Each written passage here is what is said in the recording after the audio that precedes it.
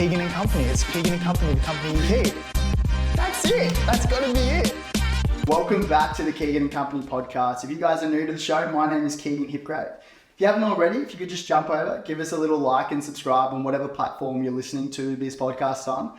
I'm really excited for today's episode. I'm joined by a really good friend, owner of Sqd Athletica and business partner of Vodka Soda, Ryan Fawzi. How are you, brother? Good, mate. Good. Thanks for having me. Mate, thanks for coming to the studio. We've got for those who are listening, and not watching, I've taken over my parents' living room. So it's a bit rough, but mate, it looks good. Thanks for coming. Mate, it looks good. I'm frothing on all the old school photos of you, 2014. Mate, old para jersey. Old para jersey's getting around. There's an old Australian schoolboy's jersey getting around. Hell yeah, bit on. Just like proud parents. Yeah, I was about to say full proud parent vibes. My poor sister, she's just like, gets home, and she's like the full stride of Keegan. Like, what are we doing here?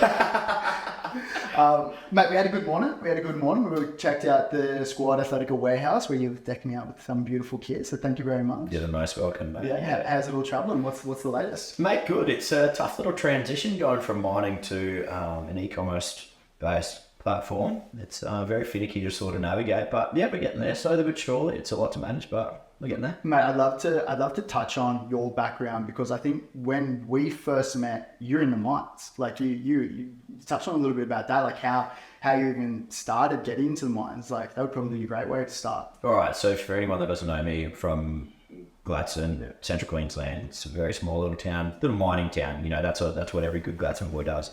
Does their trade. I was a fitter and turner by trade. Started at the power station, and eventually I worked away, did a small mine extension for Monadelphos, Kestrel. That was my first FIFO gig, in and out of Emerald. Yeah. And then I got picked up by a company called Siemens, where I sort of worked on gas turbines.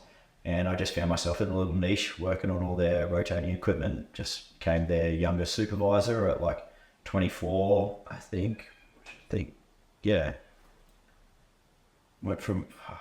25. I think I was about 24 when I was supervising for them. Is that when you were telling me a story years ago? You were in a bar somewhere and you just like as you are, just like started knocking around. You started knocking around with one of the boys. So just someone at a bar. No. You might have been waiting for some of the boys to come. That was my next job. Was that the next one? So that was my next job. So that was really serendipitous the way that happened. So like that was like full universe delivering this thing to me on a silver platter. So I worked for Siemens as a, rotating equipment specialist for them, supervised all their major turbine outages, was working for them for 6 years. And it was so ad hoc to work. So I was like 2 weeks in Papua New Guinea, come home for 5 days, 8 weeks in New Caledonia or PNG or Karratha, all over the shop. It was just ad hoc. There was no real, because it was service work, there was no proper roster, like a 3-in-1 or a 4-in-4 or something like that. I was just getting a little bit jack of it. I was doing a job over in Karratha at Sino Lion, and an opportunity came up to go offshore. So it was a 3-in-3 roster to work on the Shell. Which is a dream, right? Like that's a great roster. Even top, you're working 6 months a year. Unbelievable. They pay for everything. It was great. So I saw the opportunity. I was like, oh, shit, like you miss 100% of the chances you don't take. So I registered for this thing online because it came up like in my lunch break, like that there was, people advertising for this thing. Cool. Put my name in the hat. And then I was on my way home from that exact job. I was catching up with a dear mate of mine, Barbsick Andrew Milne, at a pub, Squire's Bar in the middle of Perth. And I was at the bar just talking shit. I can't remember how it came about, but this guy was just standing right next to me. I think their service was really slow or something like that. Anyway, I was like, oh, buy your scooter, mate, whatever, just because we were sitting there talking for so long. So I bought him a scooter. And I was like, all right, mate, have a good night, catch up with you later. And went back to my table and they were like, how do you know him? I was like, oh, no idea. I was just shooting the shit with a stranger. And it's like, oh, that's the ops manager of the Prelude. Like, he's the one that's doing all the hiring and firing for that job you applied for. And I was like, oh, what are the chances? And they were like, oh, Shane, come over here. So they called him. Yeah, he came over to our table and goes, have your resume in my inbox on Monday, like my inbox directly on Monday, and we'll give you a call. And sent it to him on Monday afternoon. He called me up. He goes, how soon can you start? No way. Mate, that's the pure definition of like everything happens for a reason. 100%. Yeah. Did you ever get like, tired of being out in the mines? Because I imagine it'd be pretty wild doing the roster, like what's the living arrangements when you're out there? Like, because you were offshore on a rig, yes, floating rig. Yeah, so that particular job that I was on, the prelude, that's a different scenario to what the mines normally are. So when you're working offshore, it's like it's meant to be like top tier, you know what I mean? Like you're in there, you've got like a little cabin, you're sharing with people. When the prelude got there, it was still sort of in construction phase, so there was like 2 people to a room at a time, and if you got paired with a snorer, it was pretty painful. But when I was supervising for Siemens, like because I was a supervisor, I had a nice car and I had the company credit card, so I always got like a nice room, which that definitely helped, you know what I mean? Whereas the prelude, when I got picked up for my rotating equipment sort of skill set, I got out there going, fuck, I've made it, this is it, this is as good as it gets. And I got out there and I was like, oh, holy fuck, this might not all it's be cracked up to me, because I was like sharing rooms and I was like bottom of the barrel. Like there was just this crazy little hierarchy in purple circles that were operating out there, and all the direct shell employees got to stay on the prelude in the beautiful new rooms, whereas we were staying on this thing called the it's a flotel, the ASV. It's like accommodation support vessel. So when everything's getting built, you've got a maintenance crew, which obviously maintains a facility, but then you've got a construction crew.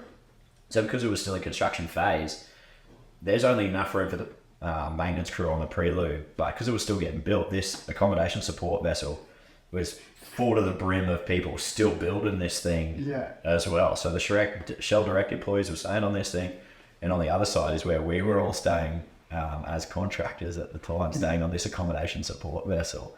And there was that was 4 to a room.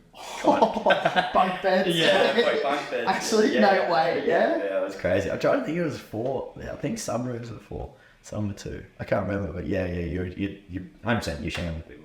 So you do this thing called hot bedding. So you get people on days and nights. So there'd be 2 people. I'm thinking it was 2 people in the room. So there'd be 2 people in the room sleeping during the day, and then the swap out staff for people would come, change the beds over really quickly for the entire facility, and then you would finish your shift, go shower, do whatever it is, and then it was your turn to swap the bed that someone was sleeping in an hour ago. No way, so. Yeah. No wonder. So we're like, obviously, that's probably not something that you think you're going to do forever, yeah? Nah.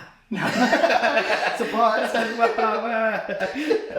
So what was the trigger? Like, what was the final straw where you're like, you know what, I gotta get out of here? Mate, COVID. Yeah. COVID was probably the final trigger. I learned a lot of things over COVID. I learned a lot of things about myself. What'd you learn? About myself? Yeah. That I don't want to be... Well, we don't have to working away anymore, that's for sure. Learned a lot of things about money, where it comes from, who gets to print it, how people are taxed, and, fiat currency and everything like that. This is when crypto was kicking off as well too. So everyone's sort of perspectives are sort of broadening, going, well, what's going on? Like, what's actually a store of value, And then you start thinking about things like that. I had a beautiful girlfriend at the time, Lexi White. Like, I hated flying away from them. Yeah. It was the pits, man, you know what I mean? Like, I loved her so much that I was just like, I'd look at her and go, fuck, like I've got to go. Yeah. But like through COVID, I had to quarantine for 2 weeks. So I was on 3 week on, 3 week roster. Yes. 3 week on, 3 week off. I would fly over to Perth and quarantine in the shittiest hotel you can imagine. Like, it was crap. Yeah. For 15 days. 15 days, because you got there and that was day 0. 15 days I got there, so then you'd have to do like your first day, then you go 14 after that. And then I'd have to fly up to Broome. Then I'd get a 2.5 hour helicopter out to sea, out to the platform, work 21 12-hour days straight, and then come all the way back home. And does that mean you only get like, what, 4 or 5 days at home? Literally like 5 days at home. So by the time I commuted 2.5 hours by chopper, then you get into Broome, and there's a big layover, so you're just drinking beers in the airport, and it's a crappy little airport. You're waiting for that flight down to Perth, which is another 2 hours down to Perth. Then you're waiting around in Perth. So the most efficient way to get home was the red eye. Yeah. So you'd not slept all day, and I don't know if anyone's been in a helicopter there, or like in this point, but it is the worst when you're flying offshore. So I've got like a full rescue vest on and everything, and it is so noisy. It's not like you're on a commercial flight where you've got like a screen or anything like that. You're not having a little nap on the helicopter. If you're sleeping in the helicopter, you're doing friggin' well, because you are in like the most like upright position. Like they've got all these you know, your chairs, like everyone's just like jammed in there like sardine, and you've got like a big vest on so that if it goes down, you know, you're able to, you know, save yourself out of the seat. So uncomfortable, so loud. The whole thing just smells like petrol. Yeah. The air conditioning often doesn't work. Yeah. So it's the pits, and you know, so you're not sleeping the whole way through. And then I'd have to fly 5 hours back to Queensland.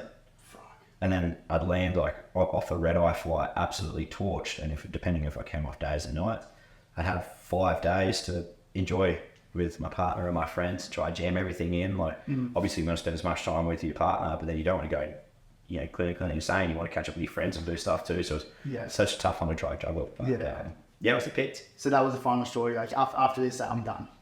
Yeah, it was crazy. They were, it was wild going out to the other side of the country. Like they were forcing jabs on everyone. And I'm sorry, I don't know. Yeah, mate, to say what you want. That's right, mate. I don't know. It was just wild. I just thought it was crazy how they, you know, you couldn't even fly into that side of the country without being vaccinated. I was like, oh, like, yeah, it was just weird. It was just such a weird time. Like, and then Prelude, like the Shell, like the whole thing, they started, you know, mandating vaccines on there as well too. And I was just like, wait, shouldn't this be my choice? Like, and it just, so many things just happened at once. And I was just like, this is my exit. Squad poked its head up. Yeah. I was lucky enough to be involved in Vodka Soda already. So like, lots of things. It was just like a melting, this is the Goldilocks zone of just the perfect exit strategy. That's what I kind of want to talk to you about. And I guess that's probably the reason, like, you're on Keegan Company, right? Like, obviously, I've been an ambassador for Sqd Athletica probably since you kicked it off. Yeah. Sqd Athletica is obviously like a men's sporting like clothing brand, which I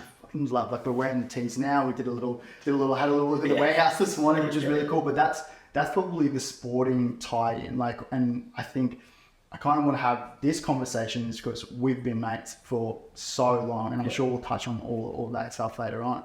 But just before we do a deep dive into that, what was the appeal with Sqd? Like, why was that? Like, you know what? That's an opportunity that I want to jump on. The appeal for Sqd for me was I was a consumer because the brand started in 2016. I was a consumer for when the brand actually started. So for anyone listening, I didn't start the brand. I bought it because it was going under through COVID off another company previously. And it's just good quality gear. Yeah. Like, it is the best. It just lasted forever. So we touched on it previously, like plenty of times where I was working offshore. For anyone that doesn't know anything about working offshore, they wash your clothes for you. So they wash everything. You just chuck it in a washing bag. It'll come back to you washed and folded the next day. Hottest wash you can imagine. Yeah. Hottest dry you can imagine. Like, it's torture. They're steaming the shit out of these. It is ridiculous. Yeah. And after 4 years of working offshore, my same Sqd tee, my same Sqd shorts, exactly the same. Really? Like, sure, a few like pulled stitches and the aglets had come off the end, like a few little bits and pieces. But after 4 years of only having 2 full sets of clothes out there, they just lasted the whole time. Because to be honest, mate, it's all I wear when I train. Well, obviously, like, I'm lucky, like, I get some kit from you, but I've been using the same stuff. Because when did you buy it? Like, 2 and a bit years ago. Yeah, so 2 years. Yeah, like a bit over 2 years, and it's still like such great quality. It's all I wear. It's all I wear when I train. I appreciate it, and that's it. I just didn't want to see a good brand die, so they were doing like flash sales on Instagram. I hit their DMs, eh? Did you actually? I told you. I hit their DMs. I was like, "You're not wrapping up the brand for good, are you?" And they're like, "Well, yeah. You know, we're not sure what's going to happen over COVID." So they just started bailing water on, you know, businesses that weren't really performing on their end. And I was like, I just made a fortune on cryptocurrency. Like, I made a good amount of money. Yeah. I was like I'm personally one of the only people I know that actually did really well. Like, it was by luck that I exited at a really good time. Really? I was just lucky, you know, like I made a fair bit of money on gold and silver. Yeah. Then Joe Biden got in and I was like, oh, there's not going to be like a reform of the banks or anything like that. So I pulled everything out of physical gold and silver, put it into crypto. Then crypto went like this, like everyone got away with it. Mm-hmm. So I made a really good run on crypto and they did the flash sales. Like, this is it. I hate flying away from Lexi. I'm sick of working on this big red turd. COVID's kicking me in the ass, like having quarantine everything day. And this business just popped its head up and like, I'm jumping out of this. Like, this was meant to be. It's kind of like I was saying this to you this morning. I swear, like, good things happen to good people, And like, this is just like a little silver platter where it's like, I've got to jump on this opportunity. Yeah, exactly. It was too good to pass up. Yeah. Like, I don't know, it was just such a good, I was looking for an exit from mining. I just didn't see a future in it for me working away. Like, my headspace on that project was just crap. Is that just because you're going like big hours, big days? Big hours, big days. They had some of the best people I've ever worked with in my life. Yeah. But they also had some of the fucking biggest morons in management positions that you'd ever met in your life. Like, not just like bosses, but like just shit people. Yeah. Like, it was tough. It was a tough slog out there. Do you think about that now going into like your everyday life? Because you're someone who I lean on a lot in terms of just like every day, and I think we've got a really healthy relationship. But the crew around you, fuck man, it's so cool. Like, do you think I've seen the worst of it, but now I kind of just want the best of it? Do you think about that often? Yeah, I do. And I am so incredibly grateful for, and I say this to people often, the best bit about me, Fawzi, is the company I keep. Like, I've got the most incredible Keep the company cheap. That's a great plug right there. Yeah, that checks out. I am. Like, the best bit about me is the people that I have around me. I've got the most incredible network of, friends and influential people and, business-minded people, or people that are just getting out and having crack at doing things. Like, no one, like, how many people will say, yeah, I'm going to do a podcast, but actually get after it and do it. And you're interviewing some of the most incredible people in the world. Like, you actually get after it. Like, I love that. Like, I'm surrounded by so many like-minded, beautiful people, and I'm so grateful every day. And because there's that conversation of guys and girls who have like the idea, like they're always thinking about the idea, but actually like taking action and actually doing it. Like, see with Sqd, like Sqd obviously, but like Vodka Soda. Yeah. You took over the Queensland side of it, and like Queensland went nuts. Yeah. Like, Queensland went nuts when you took over. Like, even when we were in Bali, we did a good little Bali stint over the weekend, like a couple of years ago. And all the boys, especially from Sydney, they're like, mate, like, Fawzi's coming in here. Like, any party that we're doing, like Vodka Soda was around everywhere. The Burley Pavilion, it's on tap. Like, it's just, mate, it's just wild. But that's you taking like genuine action, hey? Yeah. Well, you got to, like, it's easy to talk. You just got to put your boss all and have a go. Where do you reckon that comes from? Do you see that from like other mates, or is that like a family thing that you saw growing up? I reckon this has just sort of dawned on me. There's two people that I would attribute that to. One, my father, he worked his ass off. That's all he knows how to do, is just work his freaking ass off. And that's where I kind of find it funny. He knows how to do physical labour and work his ass off, but is he always working smart? You know what I mean? Like, he knows how to do the physical hard work. So I get a lot of my grit from my old man. And I actually had a really sort of, like a great mentor at Siemens where I was working. His name's Jeff Mayer. And he was always the kind of man that was just like, all right, well, what's done is done. We've just got to fix whatever it is. There's no use complaining about it. If you want to do something, fucking get after it. Like, and it didn't matter what it was. If we needed to get a job done, if there was a fuck up on a turbine casing, or if parts didn't arrive on time, it's just like, what are we going to do hypothesizing about this shitty scenario? Let's just do something to keep moving forward. And I think a combination of good logical thinking from Jeff and the grit from my old man is sort of... It's like the perfect combination. Yeah, because it'll combo. I was like, all right, let's get after it then. Because I see that with you with a lot of things that you're interested in. Like, you're generally interested in something, in a discipline or a field or whatever it is. You'll do a deep dive into it. Without like, it's like you're very like analytical in the way you think. It's like, I'm not gonna, someone said that they want to do like whatever it is, mushroom extract, for example. Like such a, not the right example, but you know what I mean? Like, you've got something. Even talking about, what were we talking at lunch? Epigenetics. Epigenetics.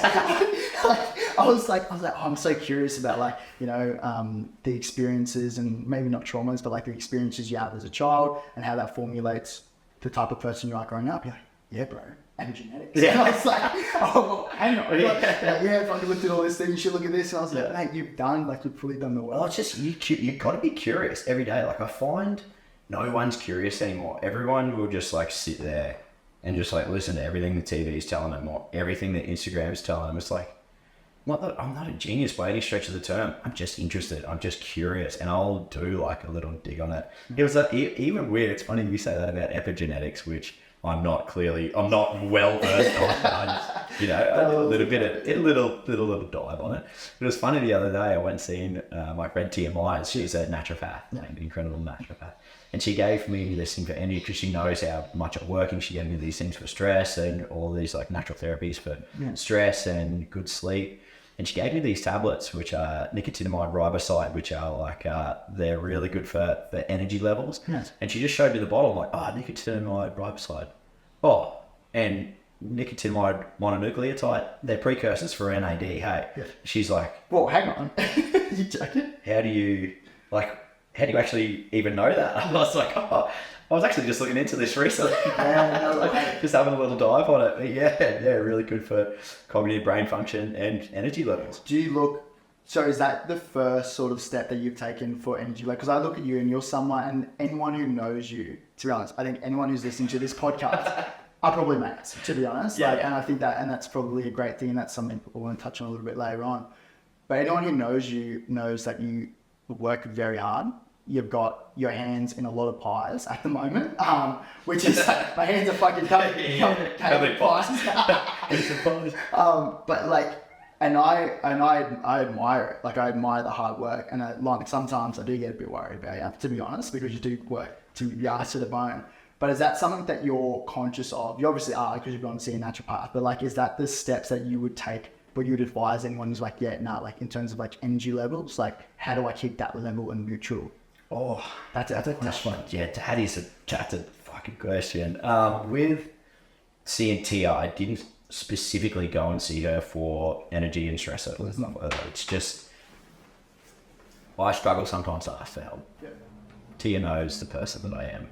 I popped by, I was in her little neighbourhood, so I popped by just to give a little cuddle. Hey, how are you, mate? What's going on? She goes, I know what you're like. I'm going to give you these things. So she just gave me this stuff. Like, she knows exactly who I am. So that's why I went that.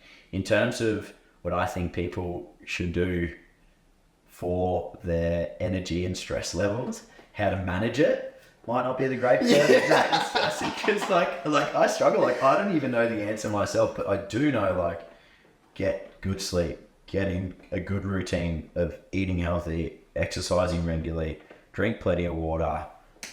It's all just, it's not rocket science, the stuff that actually helps, you know what I mean? So like getting yourself in a good routine of like getting up early so you can, you don't always sleeping in, wasting your mornings anyway, healthy breakfast, good nutritional food, drinking lots of water, and rest is so important. And I find if you're well rested and you're eating good and you're training hard, as like you're making time for those things off to the side, the rest sort of come naturally. You can think so much clearer. Do you block out time to rest? Yes. No, you don't. I knew the answer. I do. If anyone's listening, Fawzi's just shaking his head. Because that's what I get worried about. Like you pushing the limit. How do you know? Does it get to the point where like, fuck, I'm actually burnt out here. Like, I actually need to take a day. Do you ever think about it? It's like, nah, I'm just going to push through. Well, I don't know. Like, I think that's where a lot of big Bill Fawzi comes out in me, where I like, if I feel like I'm burning out, it's like, it's okay. Like, you got it in you. Like I did, like recently I've been experiencing a fair bit of burnout, like I haven't been making a great deal of time for myself. I'm a big giver. Like I give a lot of energy to a lot of people. And just recently I've actually tapered that back and sort of just filled my own cup up a little bit, which, it's hard to be conscious of, because I actually get fulfillment out of filling other people's cups. You know what I mean? Then again, like, to what sort of detriment is it? Because you do burn out eventually. It's not a long-term solution. I think about this all the time.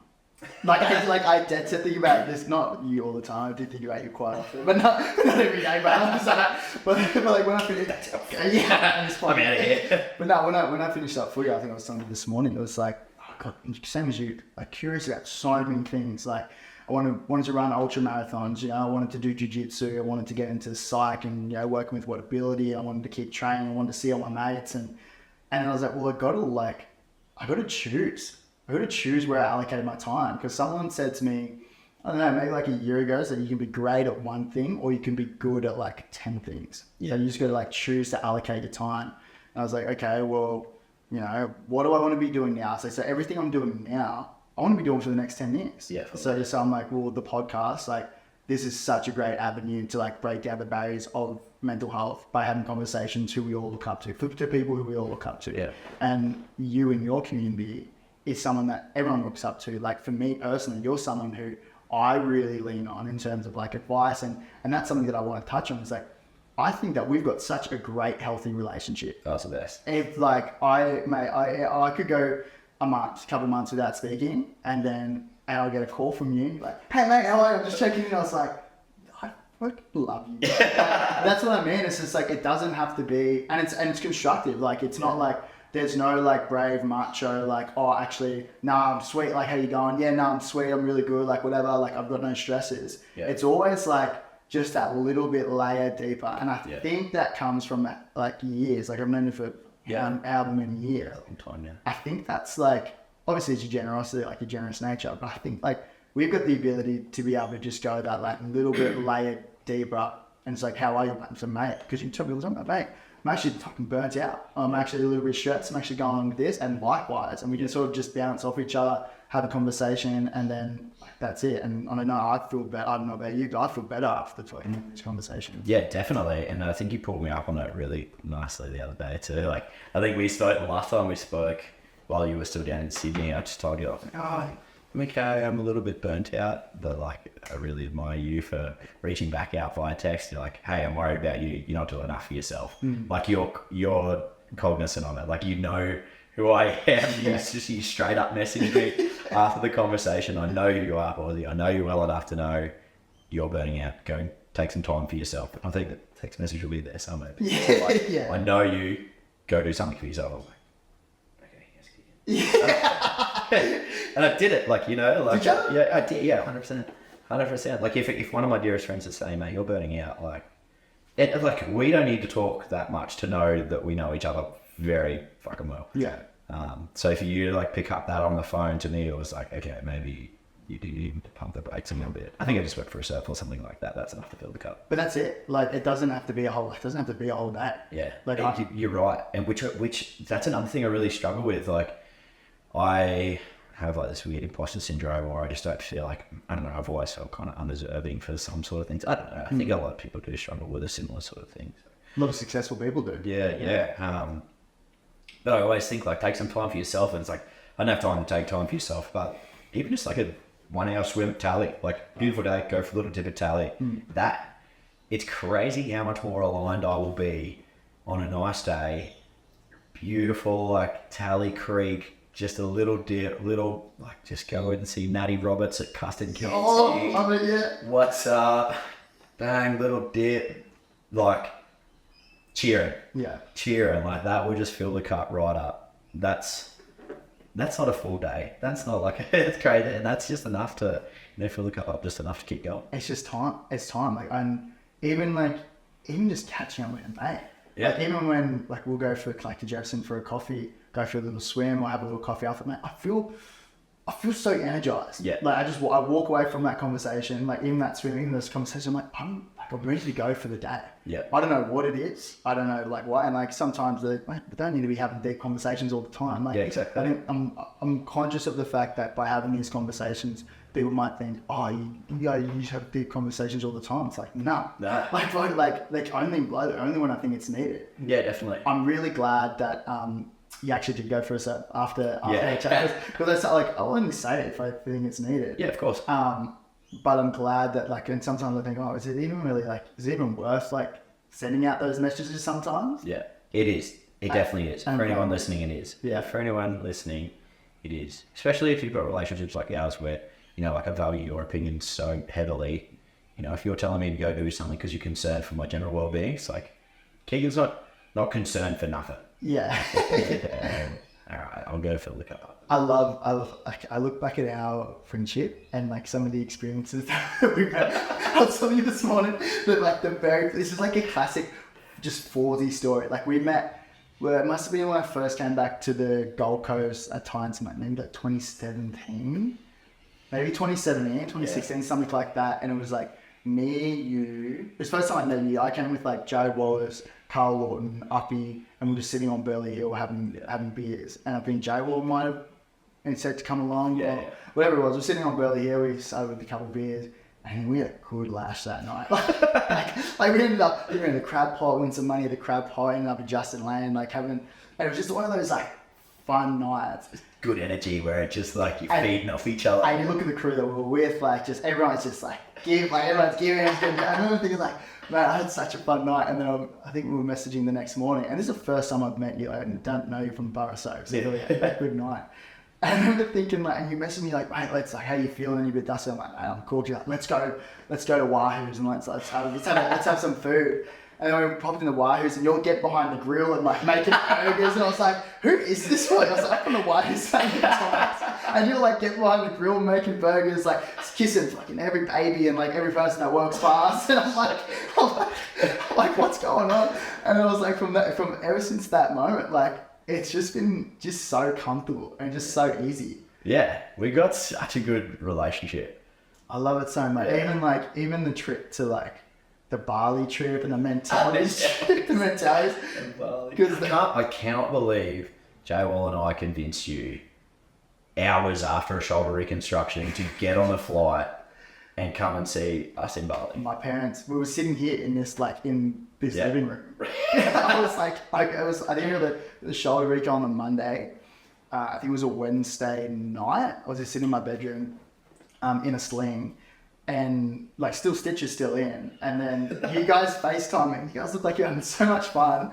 And we're like, come to Bali. I was like, mate, I've got things on Monday or Tuesday. Next Monday, I got to go see this the specialist again. Like, just come for the weekend. And I was just like, oh, all right, I'll have a look. And I was like, nah, I can't afford it. Like, we've got accommodation, just book your flight. So I booked the flight Wednesday night, like just booked it, came out, told mum and dad. And they're like, there's no way you're going for Bali. Like, you just shoulder up. I was like, no, it'd be sweet. The boys said they'd look after me. The boys said that they would meet me at the airport and we'd get like a car and be fine. And then, and they were very disapproving. Like, this is before you moved to the West. And then I rocked up to Denpasar, like airport, and then it was just, you guys weren't there. You obviously hung over or something, and it was just like a little Balinese bloke with like Keegan hip crack, like ready to come in. Wacky. Whatever tours Bali, look him up. I know we had such a, and just for the weekend, we had a great little weekend, single fin. What was that bar that was like, it was like a skate hole? Pretty Poison. Hell yeah. Couch tattoos getting around. Hell yeah. Unsanitary. I don't know if this is going to talk about parental health and sport podcast. Mate, but if you need a little escape, head over to Bali, go clear your head. Mate, I've done that a few, probably shouldn't talk about going to clear my head. I don't even know if I've touched on that too much with you, like where I had that crash over in Bali. Mate, very briefly. Yeah, I speaking of the like relationships, I'd just broken up with my girlfriend at the time. Yeah. I was like, I'm gonna go. Like, I had so many things going on. Like, obviously, still working on Vodka Soda so much. Squad was killing me. Like, so I had all my accounts hacked for Squad. So all my Meta accounts hacked for 10 months. My accounts were hacked. Like, I put everything I can into Squad. Still working Vodka Soda. Still doing so much stuff. Just broken up with the chick.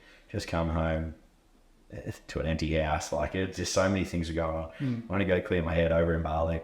Literally in the first like 2 hours of being in Bali, I had a scooter crash and smashed my head, was busted. No way. I was just like, I'm going to go refresh. So when I was saying go over to Bali, just go for a little bit of a reset, the first time I did that did not go so well. And that was a big ACL. Yeah, ACL, you just ripped the whole thing off. It was bad. Like, my knee, I couldn't squat, my ankle was stuffed, my head, I was like really badly concussed. I was like speaking really, really slowly. Yeah. Couldn't get on a flight because my head was just like, I pulled gravel out of my head like 2 or 3 months ago. Like I thought there was a pimple on my head, and it was a rock still stuck in. How long was that? That was October last year. Oh, yeah. Yeah, it would have been like August that I pulled like a rock out of my head. And for someone who's like very go, like I'm imagining like training is like an outlet, like a de-stressor for you. How'd you go not on any of that? Mentally not well. I was already struggling. Like, I was struggling big time mentally already, you know, trying to juggle so many things. So for me to turn around and say, on a very small budget, like, I mean, that's what was killing me. Like, the financial stress of like keeping Squad afloat and paying my rent and having to buy new furniture and all these new things, and taking on this not the mortgage, taking on the rent by myself. I was so financially, crippled, to shit myself. So for me to turn around and go say, all right, I got to go fill my cup and go do some stuff. It was a dear friend of mine's Bucks party. It was going Thursday to Monday. I got over there early on the Tuesday, bang, straight up. Scooter crash. I was there for I was busted. Trying to navigate the Bali hospitals. I did go. Oh, you didn't go? A few years ago. Really? A few years ago. I had this crash. So I had a crash happen, and I was riding, skidded out in the rain, smashed a pole over the hangers. The bike was obliterated. Admitted that, I had a couple of drinks. I was drinking with mates, but it was in the first 2 hours I was there. So I was like, I cannot have been that drunk, right? Because I think I landed at 12 o'clock, 11:30, 12 o'clock. And I had the accident at 2 o'clock at night. I met everyone else, how much? Because I really, drank. But had drink, do not drink and scooter ride, regardless. I woke up in the bottom of this culvert to this lady. She thought I was dead. I just remember standing up. You were completely out. I was busted. I remember coming to, standing up, and there was blood coming out of my face. And this lady was at the top of the culvert, and she was on her phone, and she just looked at me because I was deep in the bottom of this culvert, roof height. She looked at me and just goes, "Oh, strong boy." She called the scooter to her to say, "Mate, someone's dead in my culvert." Right in front of her, we're all out the back there. Oh, wow. Yeah, man. My dude Blackie came and picked me up and goes, you're drunk, you're so drunk. And I'm like, oh man, I am so concussed right now. And Blackie's like, oh shit, whoa, you are actually cooked. I just couldn't, he's like, don't fall asleep on me, don't Blackie saved my best mate's life, Ozzy, a couple of years ago, and he's done the same for me too. Yeah. He's like, oh wow, you've really done a number here. He could tell I was just so concussed from because a car was coming towards me and a scooter came around the car to overtake, and it was raining. So I'm riding through the rain squinty eyed, and I've tried to swerve and dodge this scooter that was trying to overtake the car coming towards me, and I washed the front wheel going around the corner, and then that's when I just hit the culvert. So a genuine, that's an easy mistake to make kind of thing, and fully dusted myself out real good. Did any of the boys know, everyone knew what happened after the fact? Were they looking for you, or is it just something? Yeah, I ended up getting straight back to the accommodation. I found the boys. Blackie dropped me. He goes, I'm taking you to the hospital. I'm like, not a chance you take me to that hospital. Because when my mate at the time, Ozzy, when he had the crash, they took him to Bali General, and Bali General is a place that I wouldn't even wish my worst enemies to. Why is that? It was awful. That was camping mattresses, leather, sort of those leather mattresses, those old crappy leather mattresses. There was a bloke, I just remember him just being completely naked on this bed next to no curtains, nothing, with a compound fracture to his femur, and he's completely naked and no one's paid for anything, so he's just screaming And so they won't touch you unless you pay? Nah, didn't pay for anything. So I got there, Michael, so Blackie had picked him up, got him to the hospital. Blackie, the Balinese dude, paid for him so they could start taking care of him. His head was massive, big cut on his head. And this dude was in agony. No one's paid for him, so he's just waiting on the thing. And there's people sitting on the ground over there. No one's wearing shoes. There's flies getting around the Bali General. There was I just remember so vividly, scalpel blades. Yeah. I just remember a beaker of used scalpel blades, not a sharps container, a beaker of used scalpel blades, just sitting on the bench over there. It was crap. It was just so crap. But they've got the equipment there. You just got to pay for it. Well, they've got some stuff there, so we should have gone to Bali International, a big travel insurance. We should have just gone straight there, but Blackie didn't know. Ozzy was unconscious. We could have gone and done that, but anyway. He just took us straight to Bali General. Because if you go to Bali International, it's a fortune straight out of the gate working on a Westerner, and obviously Michael was, barely conscious, couldn't, do any of the insurance paperwork or anything. But yeah, it was not a great experience, that Bali General. So when I had the crash, I was like, I'll take care of myself. Yeah. I remember I woke up, I slept next to one of our mates. I just met all these boys actually, because they were on the end of their footy trip. Yeah. But I was going to catch up with them I was going to catch up. I was flying over with Lee Kitchen at the time. And I just got put in this bed with this dude, Atco. So I slept next to him. And my leg was just toast. Like, I mean, like, proper pouring out blood, like really bad. Like I should have had a lot of stitches. Yes. My hand was pouring out. And there's a photo in a group chat of like the bed just looking like a proper Jeffrey Dahmer crime scene. Yeah. And they had to pay for the mattress because that's just where I was like, it was just fuck. So when you like wrap it up, couple of days. Yeah, I literally just worked on. I just did everything myself. I went and antiseptic, all the fruit, and then took all the fruit. What do you mean all the fruit? All the fruit, like no, all the stuff. Like all that antiseptic, all the bandages, everything. And I had one of my best mate bucks parties. I was like, well, I've organised everything. I organised day beds at Mississippi, the Lawn. One of my friends, Lucky, hooked us up with a massive, like a big private area for fins. Yeah. So we had so much shit booked. I'm like, I'm not good. You went? 100%. I couldn't fly home. I had swelling in my brain, so I couldn't fly home. Anyway, yeah, okay. So, what? Yeah, so I was just like, I had Curtis Taylor. Do you know Curtis Taylor? Plays for North Melbourne. Absolute legend. Maybe. He saw me. Actually, I think I was with the Harringtons. I think it was with Dean Hazard at the Lawn. Yeah. And this is how bad my head was. I was looking at Curtis Taylor, dear friend of mine.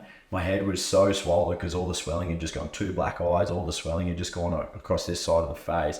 And I'm like looking square at him and he's just like, is this guy sweet? What the fuck is wrong with this guy? Like, not even talking me. I'm like, hey, Curdy. Awesome. So you didn't even recognise it? No way. I'm so bad. I was in the Lawn. I was like, I'm here for the Bucks party. I'm still going to hammer through it. So I hammered through it. He just like, him and his girlfriend at the time didn't even recognise who I was. Oh my God. Yeah, it was bad. Do you have any like lingering symptoms from the concussion or not? No, okay, touch wood. But yeah, it's that touch wood, man. Like it was bad. And concussions are something you don't want to be messing around with. Yeah, prime candid over here. Yeah, case in point. Well, I get like a bit worried about a few of the boys, especially our mates who are still playing footy. Like I'll go, mate. Like I'll look at a few of the boys, and even like I did a podcast with Joe Wallace, like one of our close mates, and he have you seen it? Like before a game, and I used to watch it like from when we were 20, 21, and he would get a ball and he would like smash it against his head to see stars before he would run out, because like he's a prop, he'll run off the kickoff. And J-Wall will do that. J-Wall will do that. So J-Wall will smash the ball in his head to kind of like get his head in the right mind frame to run into a brick wall off the kickoff. Because that's what he does. Like he's a prop, so when they kick the ball off to the fronties, he's the first big collision. So he's like, in order to do that, I'm gonna hit my head with like the ball. And I used to see it all the time. And this is before. So this is like sideline stuff that you're. Sideline. Just before, obviously, no one's paying attention to what's going on the sideline. You've just kicked off. This is in the shed. So in the shed, still playing, and just to get himself in the right frame of mind, he's like, if I don't do that, then I don't feel like I'm ready for the collision. And I'm like, I was kind of biting my tongue like throughout the interview, and obviously I've seen him do it a million times. It was something that I wanted to bring up in the interview, because I was like, mate, you already have like so many like little micro hits to the head throughout the game, like bang, you're like the ball in your head just to like see stars. And I can kind of see where his head's at. Like I can kind of see like if it is a big impact, like you do want to get ready for it, but it's scary, bro. But it's not like,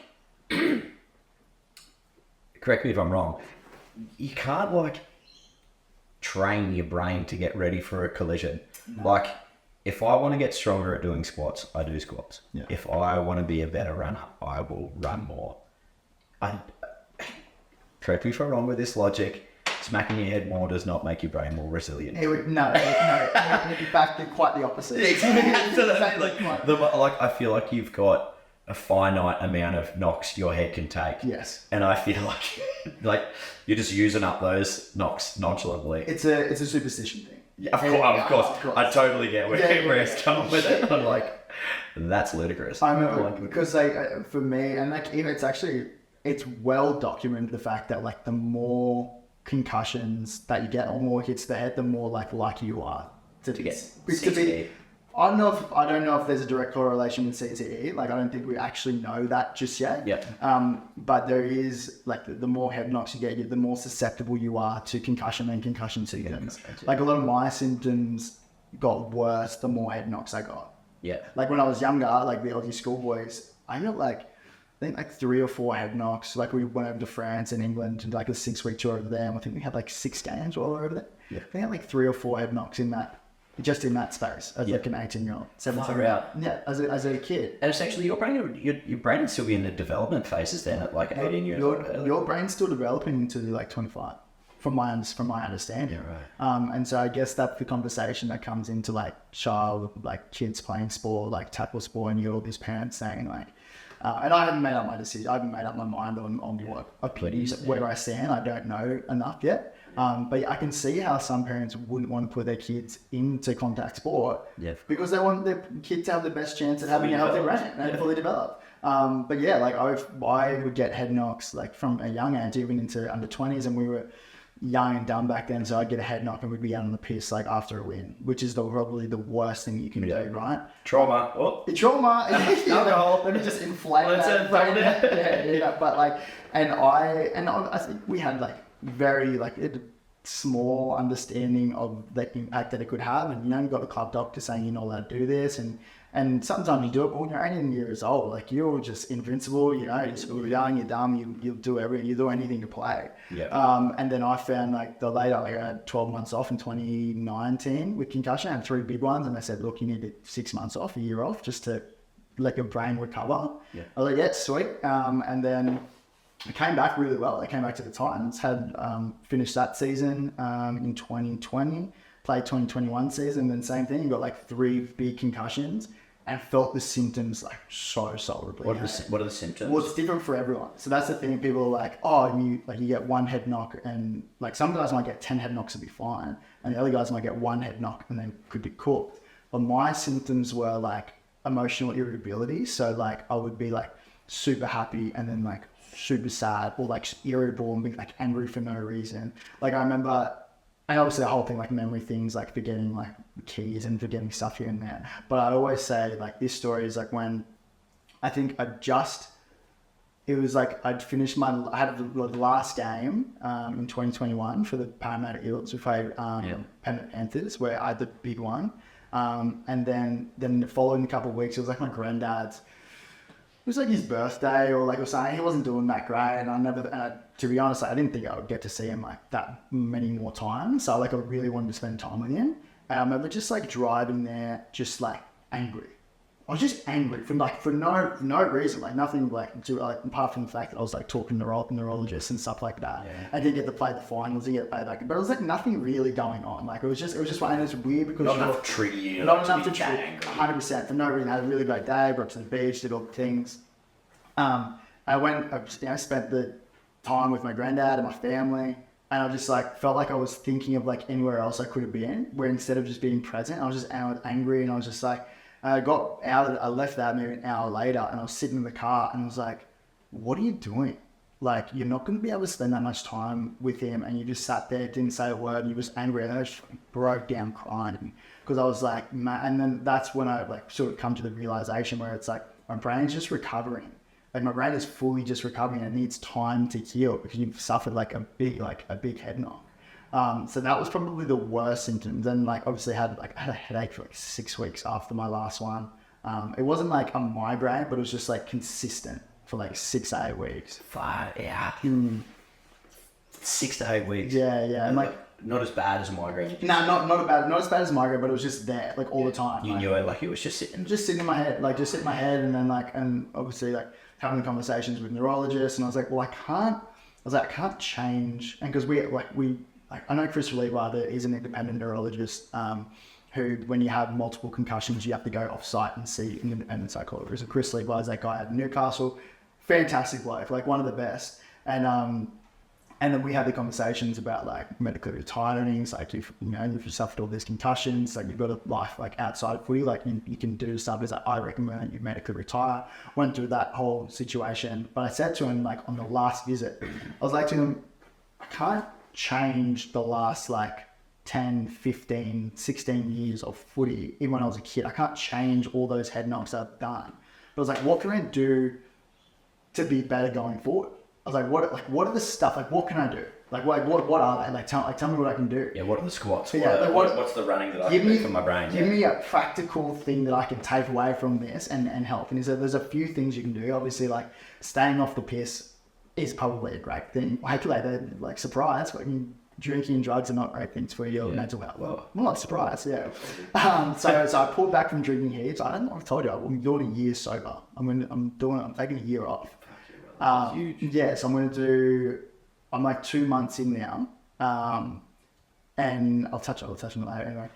So like drinking drugs, probably not the greatest things for you. Physical exercise issues, like all the stuff you said about like having positive mental health before, like physical exercise is great. Nutrition, eating like good quality food, no brainer, 100%. Staying away from sugar is another great thing. But the biggest thing that I took away was learning new things. Right. Yeah, like creating new synapses in the brain and synapse. I just know. I'm looking down the barrel, looking at cane algae. Oh my god. Oh man. Core memory unlocked. Every time I say that word, I'm like, I just think of you and Carlos. That is so everyone listens like, this is the worst podcast. You guys are just talking about memories.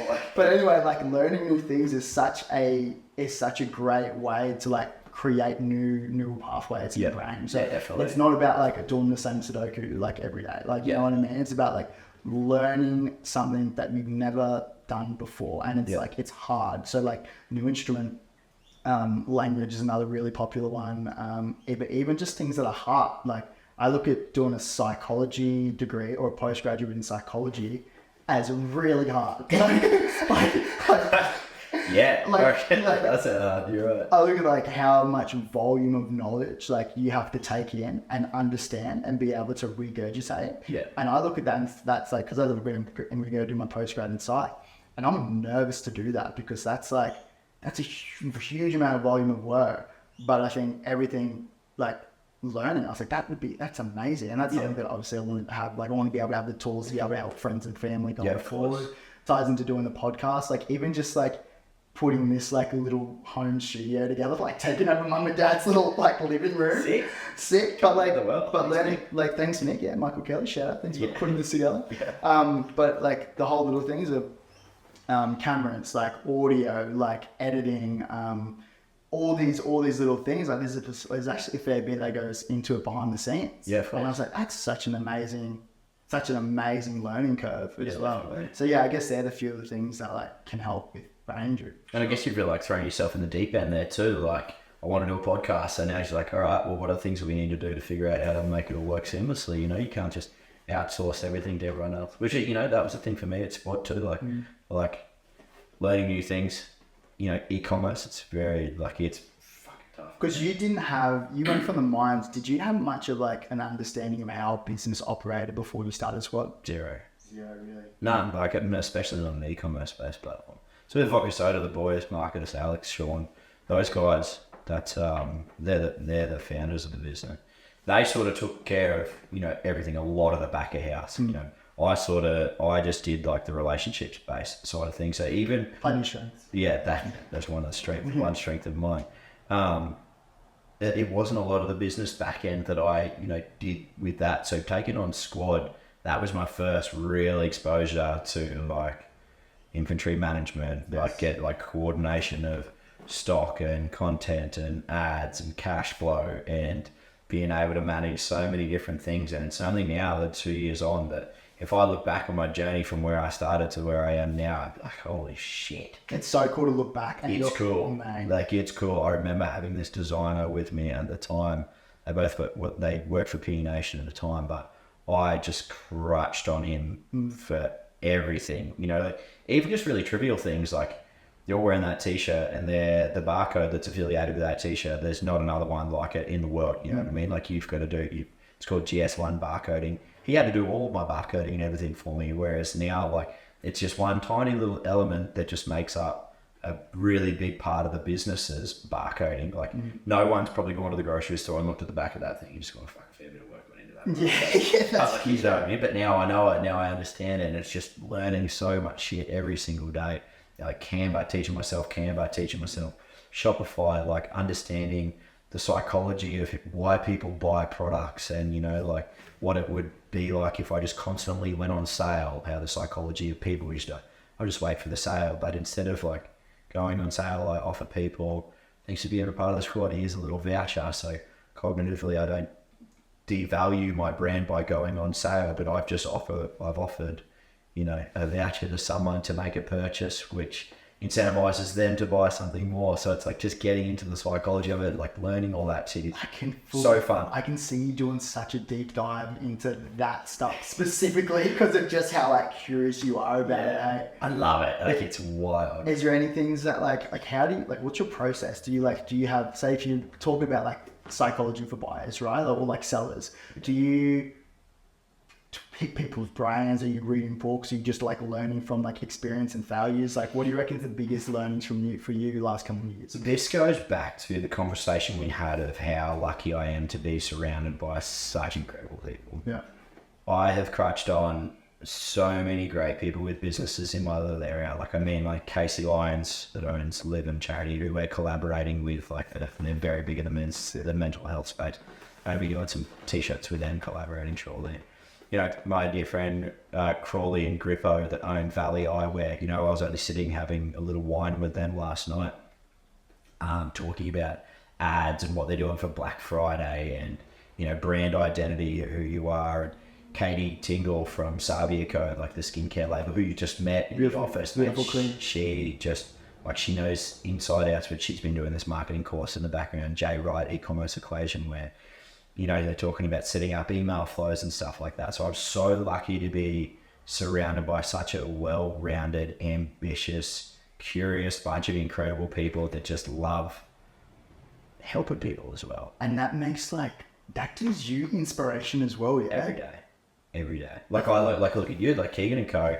Like I want to do a podcast. I'm like, hell yeah. Like, I look at Keegan doing it. So like, yeah, I'm going to learn how to do that with Squadcast coming soon. Yes, you know, yes, there it is. There's a shout out. Yeah. But I look at like, even when we were walking out of your warehouse today, I was just like, mate, that would be so cool. Because obviously you've got such a good crew in there with the girls. And I was like, mate, that would be such a cool environment to work in every day. It's the best.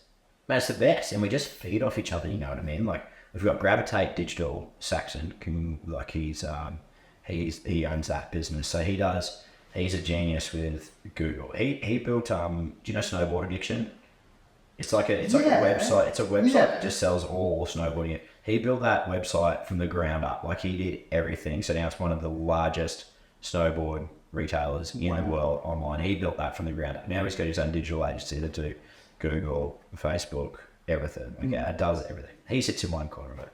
Got Katie downstairs, absolute genius, skincare wizard. She does like natural organic skincare, and she knows the back end of Shopify, WordPress, all the bullshit as well too. Yeah. Tyson Lloyd, the most incredible videographer, does everything for like National Geographic. He works with Red Bull, Repco, Super Cheap Auto. He does every video for Parkway Drive and Amity Affliction. Like, so we are just constantly like, when I need UGC ads or something done, go see Tyson. We're like, Katie, I need help with emails, mate. We just feed off each other. Or I learned this the other day. Saxon will literally be on a conference call with his Google merchant manager or whoever it is. Hey, this guy just taught me this about GA4, which is the latest update for Google Analytics. Hey, I just learned this. So he'll pull us in and just go, hey, did you know that you can link your dynamic shopping network? And it's just like... Yeah. Everyone just feeds off each other. But it's really cool. And it's a full circle because like you give so much, so it means everyone else would want to give. Yeah. Right? Like we're having this conversation this morning. Like when I first came back to the coast, started like knocking around with Carl Lawton, like one of my best mates now, started knocking around with yourself a lot, like, and just like you guys and probably Ryan James and actually I shouldn't name names because there's so many, but just so genuine and so generous. Like when I think of you, like I wrote it down in my notes here, I was like just generous. Just because you're so willing to give up your time, you're so willing to help other people.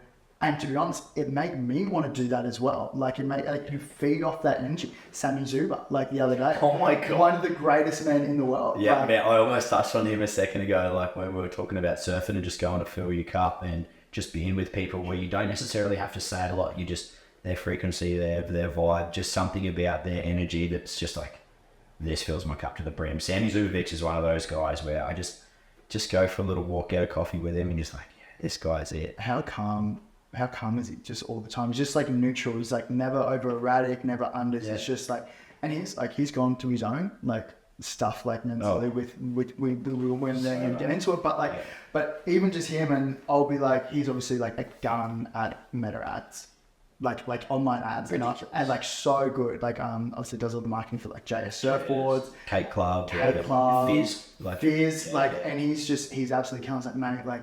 I want to start running ads like for Keegan and company. Like, what do you think? Like, and he just pretty much just like gave up most of his afternoon just to help me. Yeah. And I'm like, mate, that is like thank you just so much for your time. Like, and it's just his knowledge. Such a lord. One of the best. He really is. Just one of the best. Yeah. We're so lucky. Yeah. We got the most beautiful friends ever. Even like this local like community in Palmy. That's why I love coming back to Palmy. Like living in Sydney. Don't get me wrong, Sydney's great and I love it and it's like a really great way to put my head down and grind. But every time I come back to Palmy, it's like same as what you just said. Like knocking around with crew who are just always like after it. Yeah. And they're just good people. Like I love. Have you still got in your bio like it's cool to be kind? Yeah. Is that still in there? Still there. It epitomizes you, bro. Isn't it? Like, don't you think? Yeah. It fucking is cool to be kind. I love it. I don't know. Maybe that's why I'm so generous. I just really get fulfillment out of just making people happy. I don't know. It's a weird one. I don't know. It's a weird one. Because like I'm guessing it's probably not something you think about often because you've been doing it since I met you like 6, 7, 8, 9 years about whatever it was. Like you're not conscious of it. You just do it. Yeah. Like where does it come from? I don't know. Like you said, it's like I haven't done like a full deep dive. Like I probably need to sit with someone and really, dig deep into why it is that I do it. But I don't know. I guess like where I grew up, like we didn't have heaps in the Fawzi family. Like we were by no stretch of the term rich or well off or anything like that. Like we got by. We had everything we needed. Like my dad busted his ass, and I never really saw much of the big fella. I don't know, I guess I just give a lot because I know what it's like to have nothing. So like, I know what it felt like when someone does something for me, which is probably why I suck at receiving too. Like I am terrible at receiving help. What do you mean? Like I am not a great receiver. If someone says like, hey, you're burnt out, a perfect example, Chris Urquhart and Anthony are doing plenty stuff like that, and they're getting married. Two of my friends from Gold Coast Creative House. I was burning out. There was a lot going on, and people always like, I'm going to do this for you. I'm going to do that. And I'm like, no. I always knock it back because I just like, I struggle to ask for help. Like even if I'm like absolutely drowning, like absolutely going under, I won't ask for help. I really suck at it. They just turned up to my door when I was absolutely at my wit's end with everything that was going on with the previous relationship, business, everything.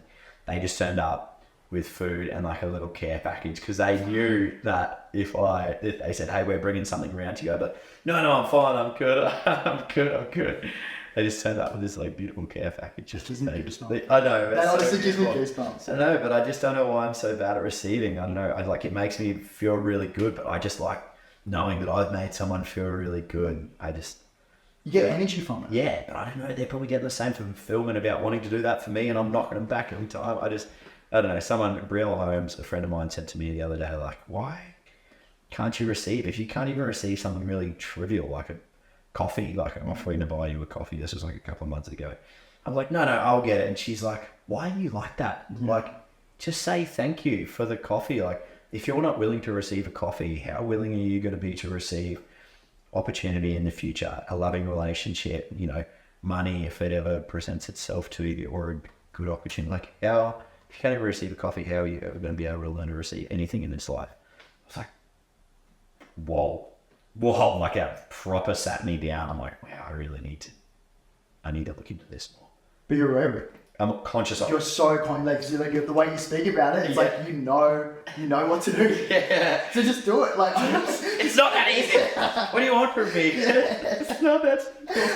I would love epigenetics. I would synapse. Yeah. I would love to have these tools. Like I would love to be able to sit there with someone who's like, okay, yeah, we're talking about like being able, the ability to not be able to receive whatever it is, a coffee. Like I know every time that we have a coffee or a lunch, like even before, like going for lunch before, I was like, sit down and get, what do you want?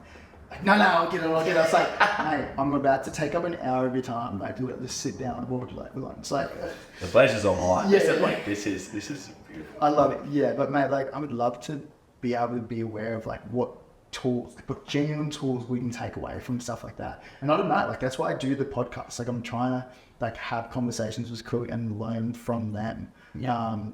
Because I don't know, it considers like I don't know the answers, but like again, like the same. You'll probably draw conclusions from the same way that I've always drawn conclusions. Just be curious and look into it for yourself, you know. Yeah. But if you're not willing, like the first part of learning and growing is being curious in the first place. So, you know, like me being curious about why am I not a great receiver, looking into it a little bit more. Like, yeah, that's probably the first step. I should do a little bit more of a deep dive. Great. Mate, before we could, mate, I know we're gonna fly through this. We're already an hour in. Oh, yeah. It feels like we've gone for like 20 minutes. Holy smokes. I know. Mate, I want to touch on what's coming up for Sqd Athletica. What's the vision? Do you have any exciting things coming up? What's on the cards? Do you ever say that front of mind thing? Shivers, yeah. Don't you allowed to talk about Sqd, yeah, of course. So it's looking like we're going to go into a wholesale account. Right. So like you'll be able to find us in your local Intersport and Sports Power over the next 6 or 12 months. I've got a couple of little events coming up that I'm working on, so it'll be like a mental health one. Working with Livin. So I'm going to just do a little collaboration for a t-shirt. I thought it'd be like a good reflection of what I've been going through recently. Everything's just starting to work out for me now. Like I've had a lot of really incredible things happen to me in the last few days where I'm just like, I'm energized, like everything's looking up, like I've just been through the trenches. Like, no, I haven't really spoken too much. I haven't spoken at length about what I've been going through recently, but I'm doing a little t-shirt that's no rain, no flowers, and that has never been more fitting for right now. Goosebumps, bro. Goosebumps. Well, it's just, I'm going to collaborate with Liv and do a little t-shirt, give a little gift back to the team. We're going to run like a little fitness event too, the Sqd Classic. It's going to be a dry triathlon is what it's going to be. And it's going to be another, like breaking down the walls of, like just getting out of your comfort zone. So what it's going to be is dry triathlon. I've got major sponsors on like Budgie Smobo, Concept 2, ASN, Livin are going to get on board too. So you're going to register. It's going to be a partnered workout. So the draw card is you will get thrown in a team with a complete stranger to do a 5K ride, a 2K row, and then a run from Burleigh Headland up to Miami and back. So you're completely dry, like a dry triathlon. Yeah.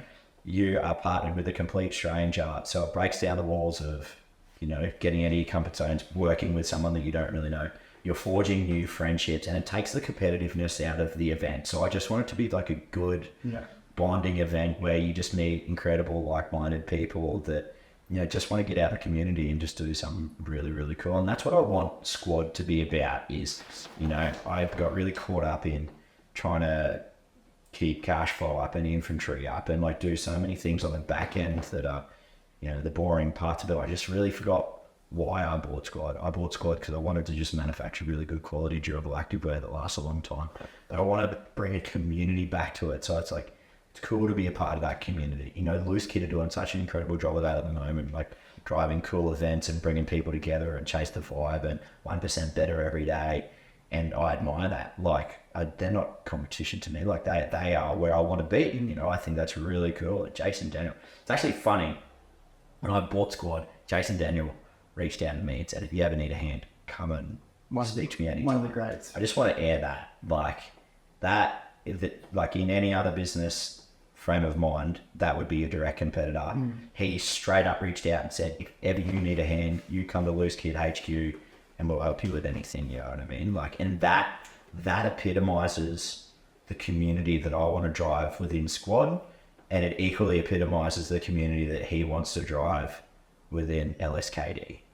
And that means so much to me. And that's just what I want to bring to the brands. And they're the cool sort of events that I want to run.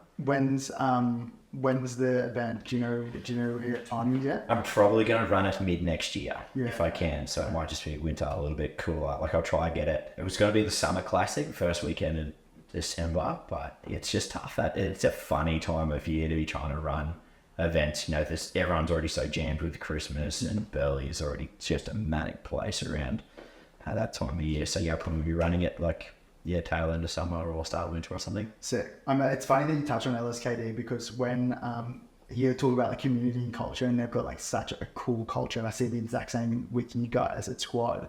I remember when I first started at Waterability, it took over like their national athlete program to build the program or what it could look like. I was talking to Michaela from LSKD, who was running the athletes for Booster Lake, and I was just picking her brain, and we're just catching up, and same as Jay's, so like genuine and just so like willing to help. Like she showed me like a spreadsheet on like what she's doing with Excel and how she like, you know, kept in touch with like all the athletes and what it could look like real processes. And I was like, this is so beneficial. And she's like such a great friend now, just from the fact of like just one coffee. Yeah. It was literally just like one coffee catch up, and then we went through these whole like processes, and then even like now they came out with a really beautiful documentary about mental health with Geordie Cahill. Did you see that? No, I seen Geordie did release that. I haven't seen it yet. Mate, Geordie's one of the greats. One of Geordie Cahill, like he's got is it S30? S30. Yeah, S30 and Mermaid, yeah. So he like opened up about his transition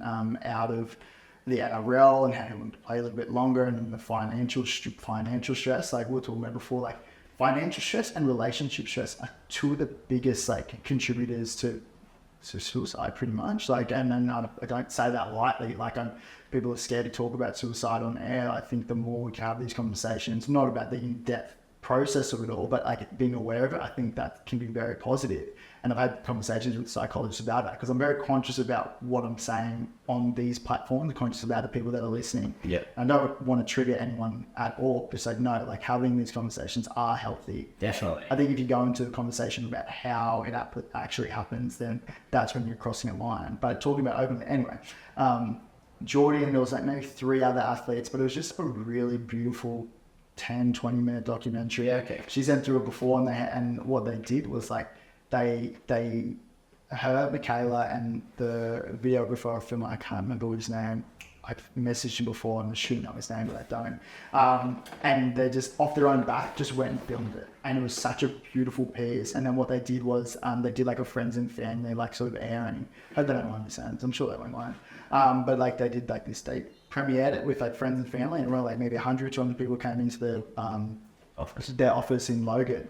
And then they had someone run like a mental health workshop, and it was just like this, so beautiful the way they did it, because it was like same thing about breaking down the barriers of like having these conversations. And we talk about like they were in a line, like one of the activities that they did was like they were in a line, and they're like, all right, take a step forward if you've been struggling in the last 6 months. Yep. I think so. 1 month, the last week, the last couple of days, the last 24 hours, and there was like 7 people like at the front who have been like really struggling over the last 7 days. And it's like, and you're looking around, your friends and family around you, and so many people are like, I had no idea. Yeah. I had no idea because I'm not talking about it. Yeah. Which is so, and like, I don't know, that was a long tangent. But anyway, like, no, that's not, I don't think that's a tangent. Like, I love going down those rabbit holes. Like, I love getting into the nitty gritty of it, you know, like it ain't weak to speak, which is Leonard's motto. I think that's incredible. And I really think we just need to be speaking about it more. Like, you know, I'm a great listener. I can sit and listen to my friends, but I struggle to speak up about it sometimes. You know, it will live in me for so long before I actually boil over and just break down and have a cry, just get it off the system. But it's not weak. Like, it really shows strength if you're able to pull a friend like Keegan aside and say, hey man, I'm struggling. Like, for me to be able to say that to you, I think that really shows strength in the man. So don't ever feel weak about, you know, opening up and not feeling strong enough, and, you know, struggling. Everyone's struggling. Man, it's funny we touch on this with the Livin. I've got a sticker on the back of my car that Livin, it ain't weak to speak, that little decal that's on the back of the Ranger.